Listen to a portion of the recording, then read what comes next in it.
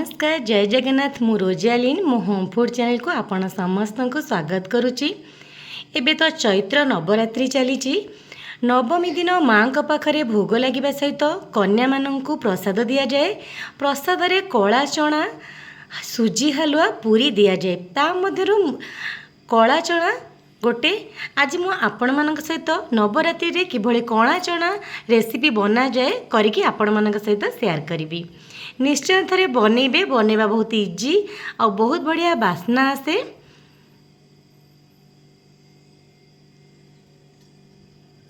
कला चनार रेसिपी बनइबापी कला चना को ये मु भिजेकी 3 ରୁ 4 घंटा रखीदी।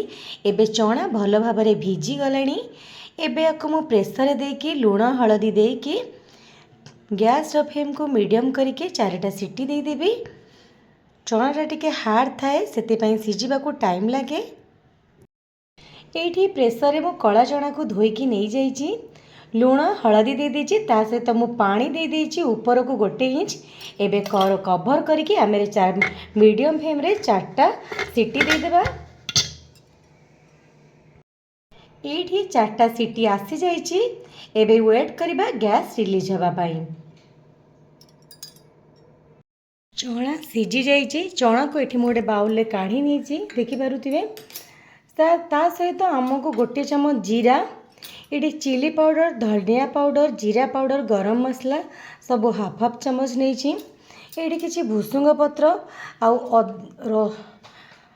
अदा कंचा लंका को मुझे छेचिकी नहीं।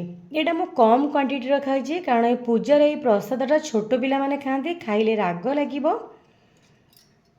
एबे चलतु आमे चना मसला करवा। ये मु 1 चम्मच घी नहीं। ये टिके हलदिया देखा जाउची कारण आगु एथिरे गोटे तरकारी करथली तो हलदी अंश थिला। एबे गरम हो गलानी आपण रिफाइन ऑयल घी जो भी करि परिबे। जीरा भल भाव फुटिला परे आमे एथिरे देबा भुसुंग पत्र, अदा और कंचा लंकार छेचा देकी भल भाव आमे भाजी नेबा।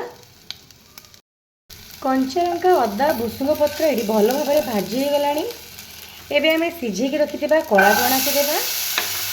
ये आमे तापरे पाउडर मसला सब पकेकी गैस फ्लेम को मीडियम करके भाजीबा।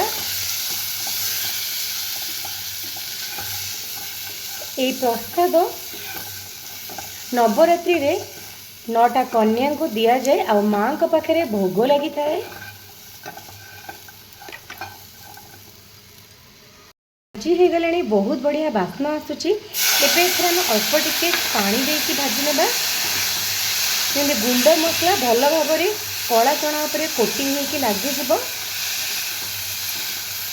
ये कणा चना आमर प्रसाद लगे एबे रेडी। एबे गोटे प्लेट को आमे काढ़ी नेबा। प्लेट को मु सर्व करी नहीं। नवरात्रि रे नवमी, अष्टमी, सप्तमी रे जेकोसी दिन एक चना मसला बनातु, माँ पाखरे भोग लगातु। नवमी दिन 9टा कन्या को खाइबा को दियंतु।